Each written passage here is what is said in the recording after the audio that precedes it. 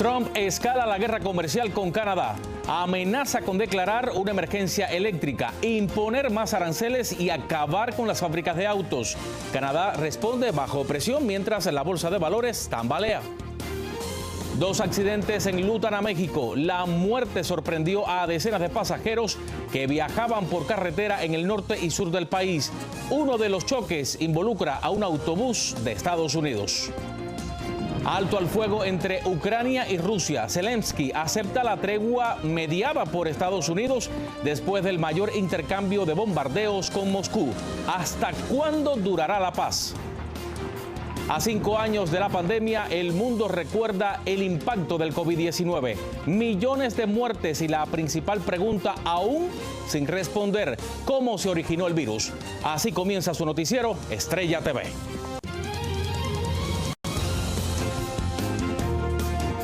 Hola, ¿qué tal? Muy buenas tardes. Bienvenidos a su noticiero Estrella TV. Les saluda Abel Álvarez. Gracias por acompañarme. Y comenzamos con la amenaza que lanzó esta mañana el presidente Donald Trump de declarar una emergencia eléctrica nacional y escalar la guerra de aranceles con Canadá por la tarifa que Ontario aplicó ayer del 25% sobre la electricidad. Con un mensaje en su red Truth Social, el mandatario sugirió nuevamente que la única solución es que Canadá se convierta en el estado número 51, prometiendo que esto eliminaría las fronteras, los aranceles y reduciría impuestos para los canadienses. Bajo esta presión de Trump, Canadá anunció hoy la cancelación de los aranceles a las exportaciones de electricidad. Sin embargo, esta lluvia de amenazas están teniendo severos impactos en la economía, no solo en la bolsa de valores. La guerra comercial también afecta a los pequeños negocios y provoca incertidumbre en los consumidores. Fernando Mejía nos tiene las reacciones. Vamos a verlas. El primer ministro de la provincia de Ontario, Canadá, acaba de cancelar los aranceles del 25% a las exportaciones de electricidad que habrían afectado a los estados de Michigan, Nueva York y Minnesota. Esto como respuesta a las amenazas de Trump de subir un 50% los aranceles en aluminio y acero que se importan de Canadá a partir de mañana y aumentar aún más las tarifas a la industria automotriz, forzando el cierre de fábricas. Economistas ven esta guerra de aranceles con consecuencias graves para la economía. Si los precios siguen altos, podría empezar a haber layoffs, despedidas. Y eso es lo que me tiene un poco preocupado, que las compañías, si la gente llegan de parar a gastar afuera, es posible que podamos tener una recesión. Esta incertidumbre y las palabras del presidente sobre una posible recesión han hecho que por segundo día consecutivo la bolsa de valores tuvo la peor caída de los últimos 3 años. Da mucho miedo. Un golpe fuerte para aquellos que ven cómo sus ahorros para el retiro en sus cuentas conocidas como 401k poco a poco se desvanecen. La portavoz de la Casa Blanca dijo que los números de ahora y mañana en la bolsa son momentáneos, que estamos en una época de transición económica. Son palabras que no traen consuelo y sí mucha incertidumbre. Ver cómo lo poco que uno tiene ahorrado se va desapareciendo poco a poco, da mucho miedo. El impacto fuerte aún no le llega al consumidor, pero la guerra de aranceles cada vez está más fuera de control y el temor es palpable en un estado que ya de por sí es de los más caros para vivir en Estados Unidos. Yo creo que conforme a cómo se vaya presentando la situación, pues vamos a tener que ir adaptándonos. Y pues sí, obviamente hay que ahorrar mucho para poder sobrevivir a esto. Con este nuevo acuerdo temporal regresó la calma entre ambos países, aunque el presidente Trump mantiene que su fecha límite para que entren en vigor los nuevos aranceles con México y Canadá se mantiene para el mes que entra. Fernando Mejía, Noticias Estrella TV.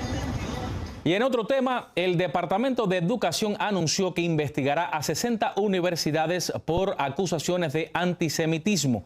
Por medio de la Oficina de Derechos Civiles se envió una carta a los centros académicos con amenazas de cortar ayuda federal si no toman medidas adecuadas para proteger a estudiantes judíos. Este anuncio se realiza luego de que ICE arrestara a un activista palestino que fue líder de las protestas en la Universidad de Columbia en Nueva York el año pasado por la guerra en Gaza. Y precisamente este arresto ha provocado reacciones a lo largo del país. Estudiantes de la Universidad de California en Los Ángeles realizaron una protesta exigiendo el derecho de libre expresión y que se detengan los operativos de migración en centros educativos.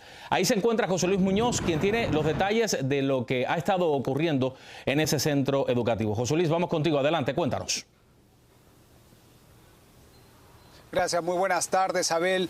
Bueno, básicamente aquí los estudiantes estuvieron pidiendo la liberación inmediata de Mahmoud Khalil, el estudiante palestino que básicamente es un activista de origen palestino de la Universidad de Columbia que fue arrestado por las autoridades de inmigración este fin de semana por supuestamente ser un líder agitador que protestó en contra de la guerra de Israel con Hamas, organizando una multitudinaria manifestación de estudiantes. Khalil corre el riesgo de ser deportado a pesar de contar con un green card. Para su bien, un juez federal bloqueó la deportación de Khalil y programó una audiencia judicial después de que su abogado presentara una petición impugnando el arresto. Y aquí en el corazón de la Universidad de UCLA inicia una batalla por la libertad de expresión debido a la amenaza de Trump de cortar fondos federales a instituciones educativas que permitan manifestaciones ilegales, marcando un precedente peligroso para las libertades en las universidades. En un mensaje en redes sociales, Donald Trump advirtió que se cortará todo fondo federal a universidades que permitan protestas ilegales. Además, protestó acerca de expulsiones masivas y deportaciones para manifestantes no ciudadanos. También hubo protestas en diferentes partes de los Estados Unidos, como en New York. Y algo muy importante es que los expertos dicen de que básicamente el gobierno no puede manipular ningún tipo de situación en las universidades y que simplemente oprimir a los estudiantes de no poder realizar algún tipo de protestas, esto es inconstitucional. Eso es todo el reporte que tengo desde el campus universitario de UCLA. Abel, regreso contigo al estudio. Gracias, José Luis, por este reporte y mantenernos al tanto de lo que ha estado pasando por allá. Mire, por otro lado, este martes México amaneció de luto. 2 accidentes en el norte y el sur del país dejaron a más de una treintena de fallecidos. El primer accidente sucedió en Oaxaca el día de ayer cuando un autobús se salió de la carretera dejando un saldo de 18 muertos y 29 heridos. Más tarde se reportó un accidente en el estado norteño de Durango en el que al menos fallecieron 13 personas. Sobre este accidente, las autoridades en Durango continúan con la investigación para determinar las causas del fatal choque frontal entre un tráiler y un autobús que había salido desde la ciudad de McAllen, en el estado de Texas. Y desde allí, Reina Luna pudo hablar con familiares de las víctimas y nos tiene la historia. Vamos a verlo. Las imágenes son horrendas. Un tractocamión cargado con combustible y un autobús de pasajeros de la línea Acerturch chocaron en Durango, en el occidente de México. En el autobús iban más de 20 personas, 13 de ellas murieron calcinadas y 12 resultaron lesionados, informó la Fiscalía del estado de Durango. Segunda llamada, ya él nomás me alcanzó a confirmar, él venía dormido en el camarote abajo del camión. Y me dijo, yo no sé contra qué topamos. Hasta allí, el camarote, no sé, también se incendió y pues mi hijo tiene varias quemaduras. Está irreconocible. Los operadores de los vehículos perdieron la vida en el lugar. Como vemos, el incendio consumió totalmente el autobús, dejándolo calcinado. Las autoridades investigan las causas del accidente que se produjo en la carretera Durango a Gómez Palacios, kilómetro 153.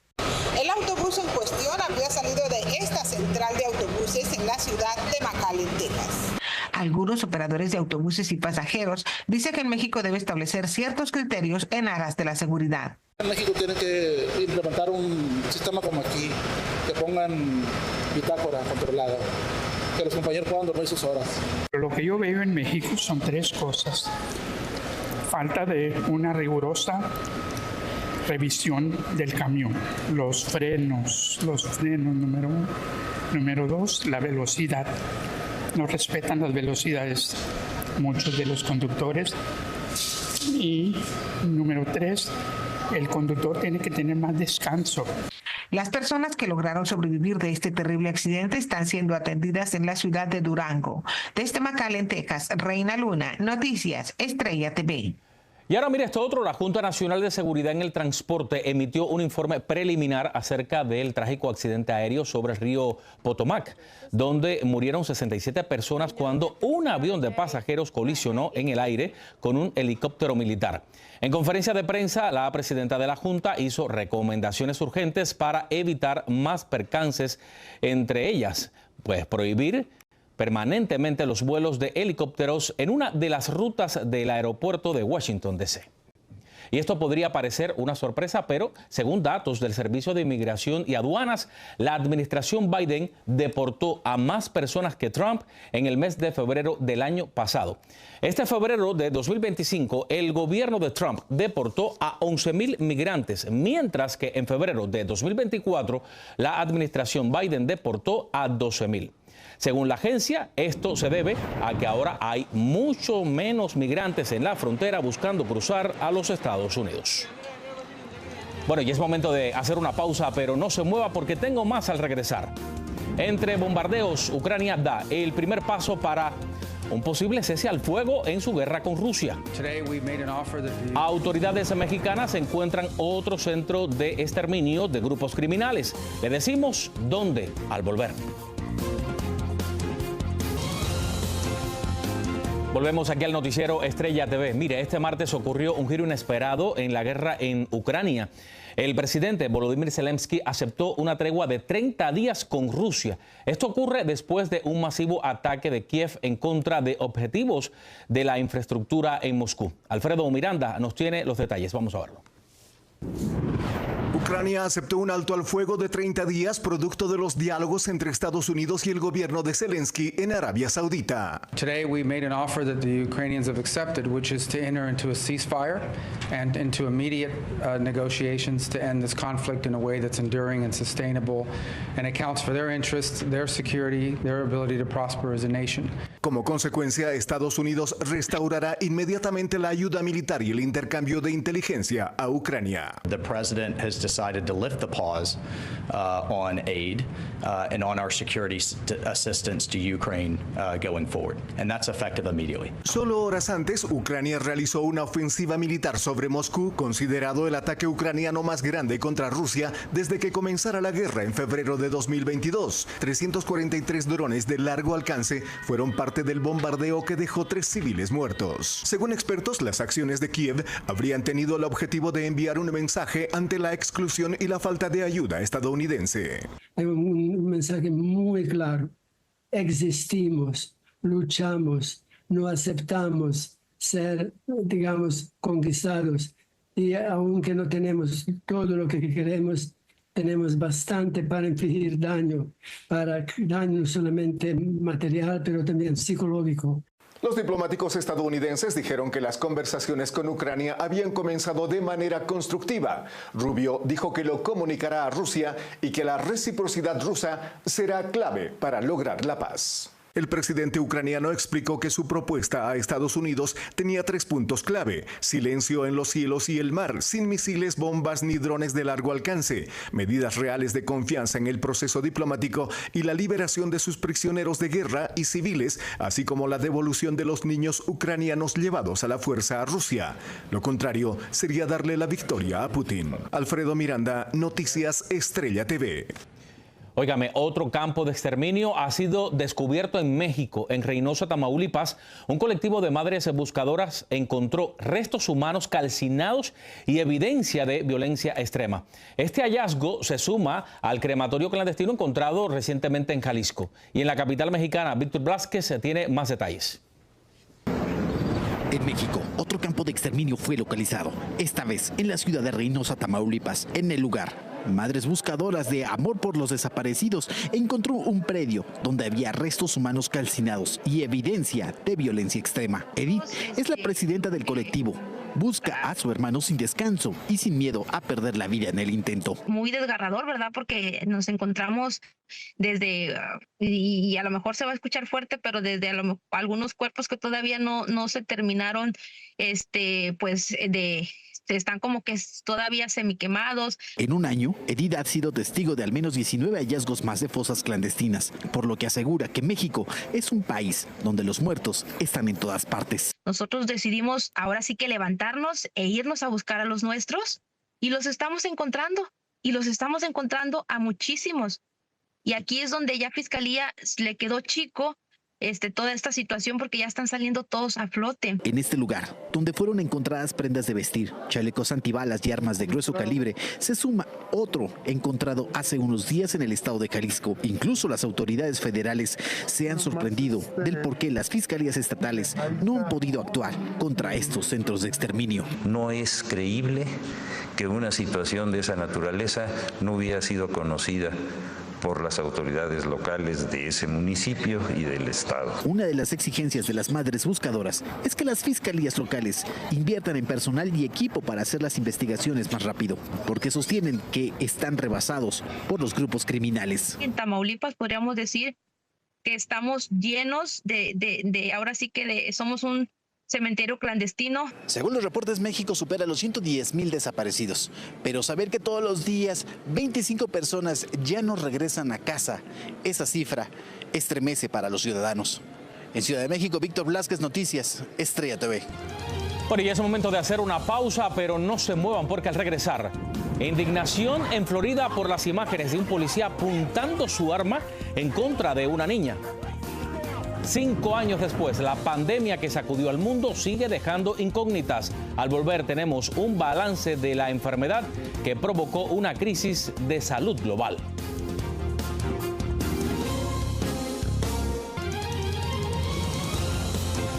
Y volvemos al aire con esto porque la policía de Winter Haven, Florida, dio a conocer las imágenes de la cámara corporal de un oficial que está causando tremenda indignación. Vamos a verla primero.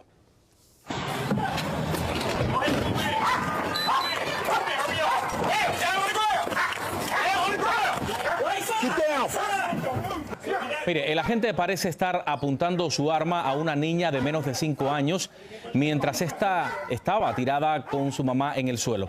El oficial se defendió diciendo que estaba apuntando al suelo y no a la niña. El departamento de policía de Winter Haven dijo que los agentes estaban actuando con nivel adecuado de precaución porque no sabían si la madre tenía un arma. Y mire, hace 5 años el mundo cambió para siempre. La pandemia de COVID-19 desató una crisis global sin precedentes, dejando millones de vidas perdidas, economías devastadas y un impacto aún latente en la sociedad. A media década del inicio de esta emergencia, recordemos cómo comenzó todo, lo que hemos aprendido y las secuelas que aún enfrentamos. Vamos con María Teresa Sarabia, que tiene la crónica. We have therefore made the assessment that COVID-19 can be characterized as a pandemic. Mascarillas, toques de queda, calles solitarias y hospitales abarrotados. A 5 años de que fuera declarada la pandemia por el COVID-19, la humanidad todavía sufre los estragos de este evento sin precedente que nos marcó para siempre. Y aunque haya pasado media década, científicos y estudiosos siguen buscando la respuesta a preguntas que podrían evitar una próxima pandemia global. ¿Cuántas personas murieron realmente? ¿Cuál fue el origen del virus? ¿Y por cuánto tiempo se propagó sin ser detectado en los Estados Unidos? Aunque se conoce que el virus surgió de los alrededores de la ciudad de Wuhan en China, aún no se sabe con exactitud si salió de un laboratorio o mutó desde un animal. Más de 7 millones de personas en el mundo han muerto por COVID y más de 700 millones han contraído el virus, según la Organización Mundial de la Salud, y Estados Unidos tiene el mayor número de fallecimientos por el COVID en el mundo, contabilizando hasta marzo de este año 1.222.603. Estudios sugieren que las vacunas del COVID, combinadas con otras medidas de mitigación, ayudaron a salvar cientos de miles de vidas. Sin embargo, los niveles de vacunación por el COVID se mantienen bajos, según el Centro para el Control y Prevención de Enfermedades. Hasta febrero 22 del 2025, solo el 23.2% de adultos, el 11.9% de niños y el 13.8% de mujeres embarazadas tienen la última vacuna del COVID. El 5 de mayo del 2023, la Organización Mundial de la Salud dio por terminada la emergencia global por la pandemia, un paso importante para que nuestras vidas volvieran a la normalidad, pero sin dejar de estar conscientes de lo que puede suceder en caso de que se presente otra pandemia. María Teresa Sarabia, Noticias Estrella TV. Y es increíble, uno todavía lo sigue recordando como uno de los momentos más difíciles que hemos pasado nuestra generación con una situación como esta. Y ya estamos hablando de media década. Pero bueno, vamos con otra cosa. El presidente Donald Trump sorprendió a todos al comprar un Tesla en la entrada de la Casa Blanca. Trump escogió un modelo S color rojo brillante como un gesto para apoyar a la compañía de Elon Musk, que enfrenta una de las mayores caídas en ventas y el desplome de sus acciones. En gran parte por el papel de Musk en Doge.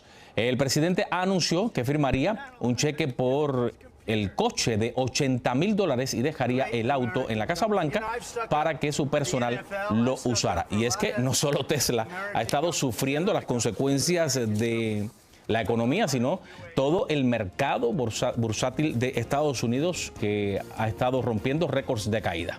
Y con esto vamos llegando al final. Soy Abel Álvarez. Gracias por informarse conmigo aquí en el Noticiero Estrella TV.